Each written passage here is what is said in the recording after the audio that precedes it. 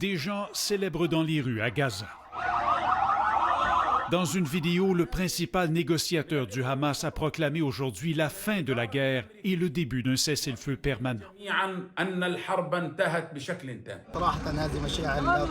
C'est un sentiment incroyable, dit ce Palestinien. Nous ne pouvons pas y croire. Célébration aussi du côté israélien, où la libération prévue des otages sème la joie. C'est tellement excitant, dit cet homme, je n'ai pas réussi à me rendormir.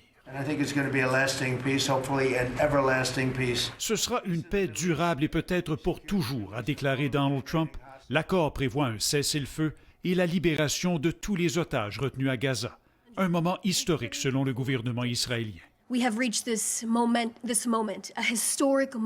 2000 prisonniers palestiniens détenus par Israël doivent aussi être libérés. Les forces de l'État hébreu doivent effectuer un retrait partiel et davantage d'aide humanitaire doit entrer dans la bande de Gaza. C'est un soulagement pour le monde, affirme le premier ministre britannique. Donald Trump a droit à des éloges de nombreux dirigeants, lui qui a présenté un plan de paix il y a 10 jours.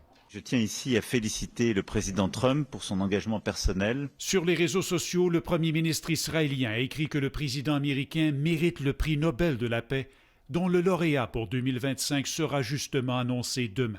Mais d'importantes questions demeurent toujours en suspens. Parmi elles, le Hamas finira-t-il par rendre les armes et se retirer de la bande de Gaza? Selon Donald Trump, cela viendra lors d'une prochaine phase. L'important, dit le président américain, est la libération des otages. Donald Trump dit qu'il prévoit quitter Washington dimanche pour se rendre au Moyen-Orient, qu'il espère notamment se rendre en Égypte pour la signature officielle de l'accord.